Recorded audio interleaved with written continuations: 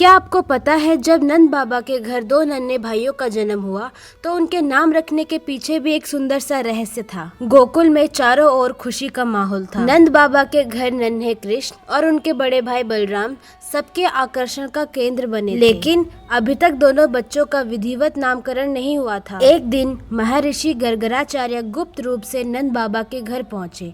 नंद बाबा ने उनका आदर सत्कार किया और उनसे कहा, महर्षि, मैं चाहता हूँ कि आप मेरे दोनों पुत्रों का नामकरण करें। महर्षि ने यह समझाया कि यदि कंस को यह पता चल गया कि देवकी का पुत्र गोकुल में है तो बच्चों के लिए संकट खड़ा हो सकता है, इसलिए नामकरण बहुत सादगी और गुप्त रूप से किया जाना चाहिए। फिर सबसे पहले रोहिणी माता के पुत्र की ओर देखकर उन्होंने कहा, यह बालक अपने परिवार और परिजनों को आनंद देने वाला होगा, इसे राम कहा जाएगा।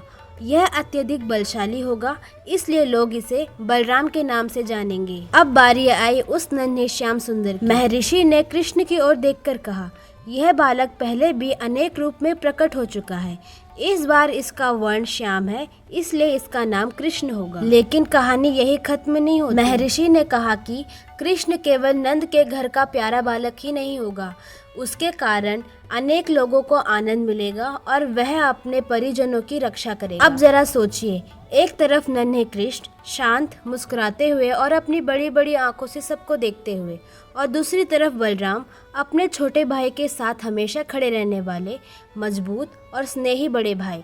दोनों भाइयों का रिश्ता बचपन से ही बहुत खास था। कृष्ण जहां अपनी शरारतों से गोकुल को हंसाते, वहीं बलराम उनके साथ रहते और कई बार उन्हें संभालते भी। कहते हैं भाई भाई का रिश्ता केवल साथ खेलने तक का नहीं, बल्कि एक दूसरे का सहारा बनने का भी होता है। और शायद यही कारण है कि कृष्ण और बलराम की बाल लीलाओं को याद करते हुए आज भी लोग उनके भाईचारे को प्रेम से याद रखते हैं। तो दोस्तों, आपको क्या लगता है, अगर आप गोकुल में होते तो आप बाल कृष्णा के साथ खेलना पसंद करते या फिर बलराम के साथ?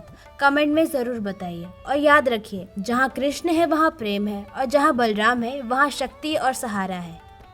Thank you so much for watching this video. अगर आपको वीडियो पसंद आई हो तो please like, share and subscribe ज़रूर कर देना। Till then take care and bye bye.